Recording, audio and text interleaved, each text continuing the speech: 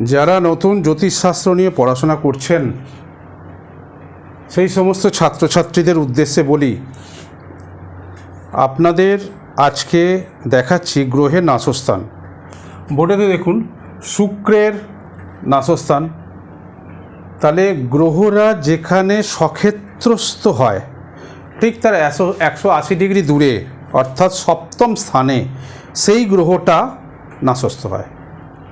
তাহলে শুক্রের সক্ষেত্র হচ্ছে তুলা রাশিতে, এগুলো আগে বলেছি। শুক্রের সক্ষেত্র হচ্ছে বৃষ রাশিতে। তাহলে বৃষ রাশিতে যদি হয় সেখান থেকে 180 ডিগ্রি দূরে এখানে বৃশ্চিক রাশিতে শুক্র নাশস্থ হয়। আর শুক্র তুলা রাশিতে সক্ষেত্র, সেই তুলা রাশি থেকে 1, 2, 3, 4 করে 7 নম্বর ঘর অর্থাৎ 180 ডিগ্রিতে সে নাশস্থ হচ্ছে।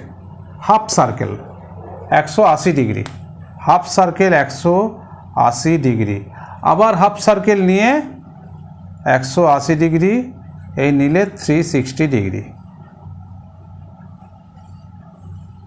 তাহলে one circle, one natural zodiac, one zodiac equal to 360 degree, 360 ডিগ্রির হাফ 180 ডিগ্রি। এর 180 ডিগ্রিতে যে কোনো গ্রহ নাশস্থ হয়, নাশস্থ হলে তার কার্যকরী ক্ষমতা কমে যায়।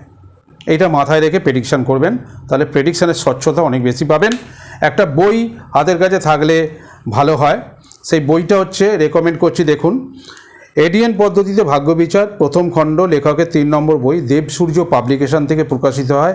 এই বইটার 49 নম্বর পাতায় শুক্রের নাশস্থান, 3 নম্বর বই 49 নম্বর পাতায় শুক্রের নাশস্থান, এটা পুরো ভিজুয়াল দেখতে পাবেন। এর সঙ্গে যদি আপনারা ভিডিওটাও দেখেন পুরো আইসেফ হয়ে যাবে।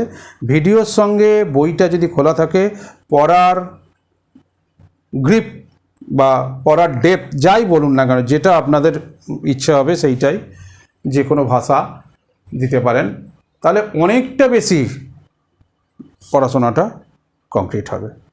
নমস্কার, সপরিবারে ভালো থাকবেন।